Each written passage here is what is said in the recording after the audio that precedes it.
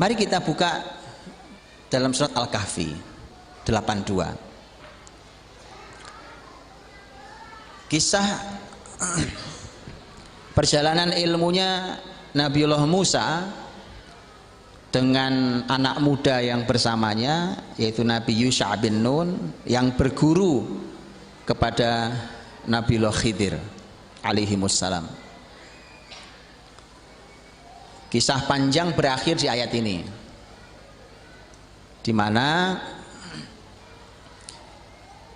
Nabiullah Khidir harus menjelaskan satu-satu. Sebagian Bapak Ibu yang sudah tahu kisahnya, sampailah kita pada ayat wa ammal jidaru fakana li ghulamaini yatimaini fil madinah wa kana tahtahu kanzul lahuma wa kana abuhuma sholiha fa arada rabbuka ayyablugha ashuddahuma wa yastakhrija kanzahuma rahmatan mir rabbik. Adapun dinding rumah ini, kata Khidir, yang saya bangun sampai berdiri bagus, rumah yang sudah mau roboh ini miliknya dua anak yatim di kota ini. Nggak ada yang bantu anak yatim itu, rumahnya sampai mau roboh. Kemudian Nabi Khidir menjelaskan, ini milik dua anak yatim di kota ini. Di bawahnya, di bawah rumah ini terpendam harta karun. Bukan hartanya korun, ini bahasa Indonesia. Harta karun, harta yang dipendam. Dulu ayah mereka berdua ini ayah yang soleh. Wa kana abuhuma sholiha. Rabbmu Allah ingin agar dua anak ini tumbuh sampai menjadi orang yang baligh dan kuat, dan kemudian Allah mengeluarkan harta karun itu untuk diberikan pada anak yatim itu sebagai rahmat dari Rabbmu. Ya, yuk kita bahas satu-satu. Ini masya Allah, ini para ulama sejak sahabat bahkan membahas, dan ini pembahasannya banyak panjang. Tapi mari kita lihat bagaimana menjadi ayah yang soleh. Wa kana abuhuma soleha. Ayahnya dua anak yatim ini soleh ayahnya. Kalau ini disebutnya memang ayah, Pak. Memang ayah ini. Abuhuma soleha. Jadi ayah soleh itu ya Allah saking pentingnya deh. Sudah dua ayat ya, wa walidi wa mawalad dan wa kana abuhuma soleha. Dia jadi penting ayah soleh tuh. Jadi kalau saya, karena ayat betul-betul Pak, Allah tuh maunya kalau generasi ini mau berubah, bapaknya dulu Pak. Yuk kita lihat ayat ini. Wa kana abuhuma soleha. Apa penafsiran para ulama terhadap ayat ini? Ini kalau sudah begini masya Allah, ini orang tua yang dirindukan surga. Oke. Wa kana abuhuma soleha, ini ayat ini Bapak Ibu kan ceritanya Nabi Musa, Yusha bin Nun, dan Nabi Khidir, gitu. Mereka kan berjalan masuk ke kampung ini, ke kota ini, ke kotanya anak yatim itu. Kehabisan bekal, maka ya minta ke masyarakat agar dikasih sebatas ya makanan sedikit, minuman sedikit. Tapi fa'abau ayyudhayifuhuma. Tapi masyarakat kampung itu pelit. Cuma air sama makanan gak dikasih. Oke, berarti anak itu tinggal di kampung yang baik apa kampung yang buruk? Kampung yang buruk. Kira-kira Pak, kalau masyarakat kampung tahu bahwa di bawah rumah itu ada harta karun, kira-kira akan mereka jaga atau mereka sikat habis itu Pak? Habis. Orang ini orang buruk-buruk semua. Lihat, artinya penjagaan Allah terhadap dua anak yatim itu. Yatim nggak ada yang ngurus, Pak. Penjagaan Allah sampai pada tingkat yang paling maksimal. Gini, kalau dua anak yatim itu tinggal di lingkungan yang sangat baik, soleh dan peduli, ya nggak aneh, ya kan? Anak itu dijagain oleh masyarakatnya, diberi makan, diasuh, dididik, nggak aneh, masyarakatnya baik. Lah ini masyarakatnya memang jahat, jahat masyarakatnya. Lihat bagaimana Allah ingin menunjukkan penjagaan yang sangat maksimal untuk dua anak yatim ini. Rumah yang mau roboh dibangun. Hebatnya anak yatim itu dibandingkan kita. Kita punya rumah, anak yatim yang dikisahkan itu juga punya rumah. Bedanya, rumahnya anak yatim itu yang bangun para nabi. Yang dirikan tembok loh para nabi. Nabi Musa, Nabi Khidir, Yusha bin Nun juga calon nabi. Coba itu, Pak. Jadi Masya Allah hadirin, ya kan? Tukangnya nabi. Apa enggak barokah tuh rumahnya? Lah tukang kita itu kadang sholat aja masalah. Betul dah? Itu loh. Jadi memang beda kualitas rumah. Ya, beda kualitas rumah. Sentuhannya beda kan hasilnya beda, Pak. Ya beda lah. Wong ini minuman nih, Pak. Ini beda tangan rasanya beda loh. Coba bikin sama disuruh coba itu sekian kok lain ya rasanya. Nah, beda tangan. Beda tangan. Itu sama-sama ngerti bikin minuman. Lah gimana kalau yang satu nggak ngerti sama sekali terus maksain bikin minuman? Gak jadi. Nah, itu betapa berkahnya rumah anak yatim itu. Yang membangun tukangnya adalah para nabi. Oke. Rumah berdiri itu para nabi tidak minta upah sama sekali. Kalau tukang kita minta upah. Ya. Sini sudah nabi mulia barokah tidak minta upah.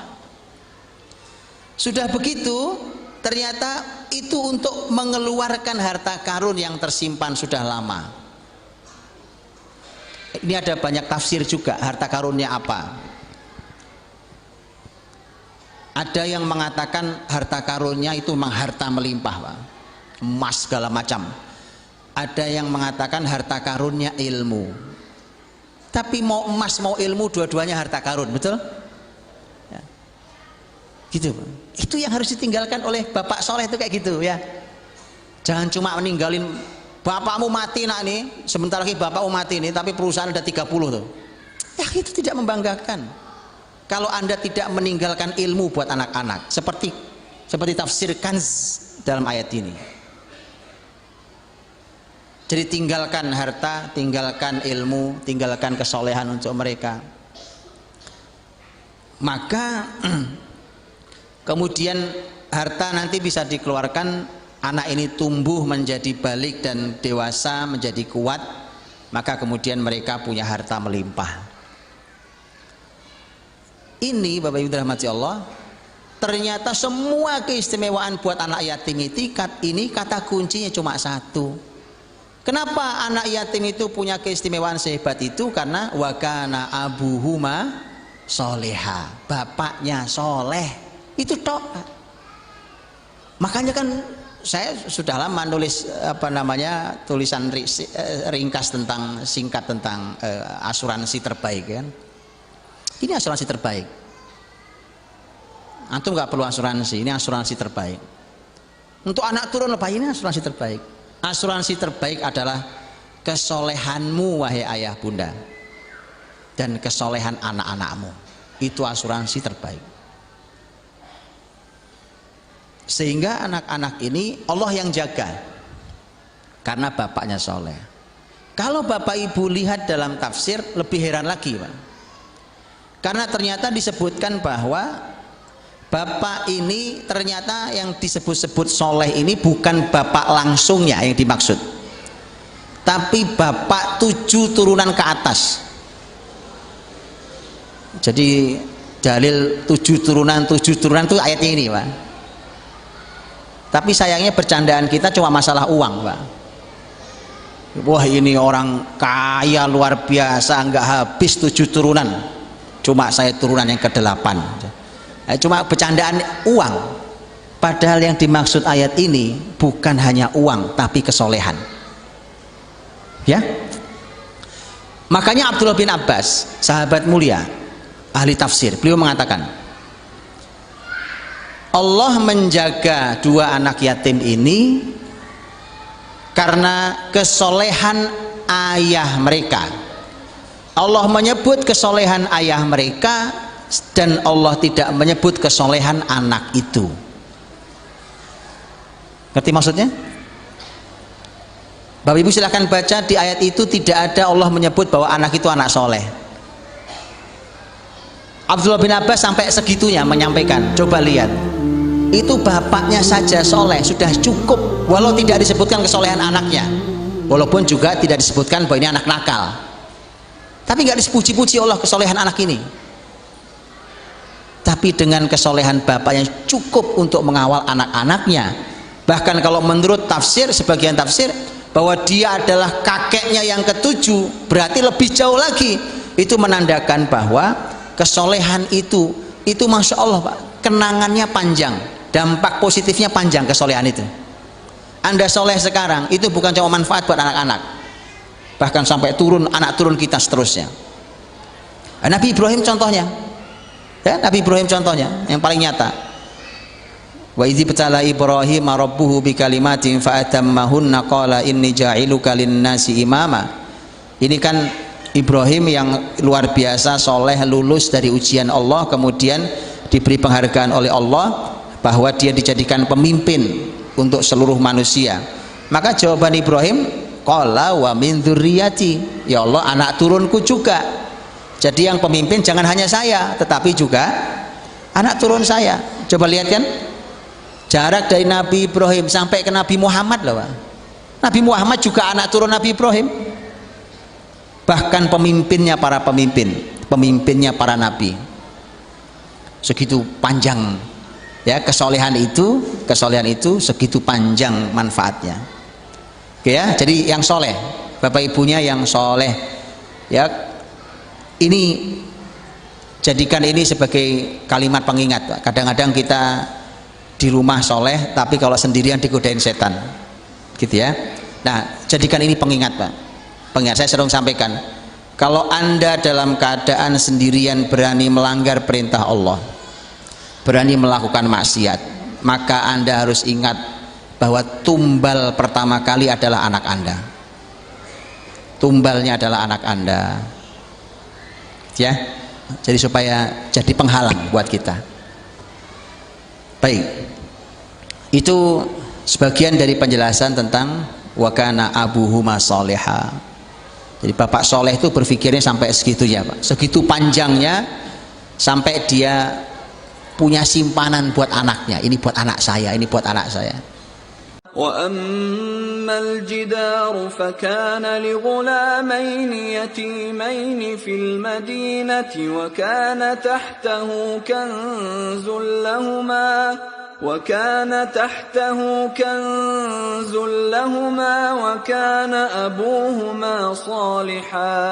وكان أبوهما صالحا فأراد ربك أن يبلغا أشدهما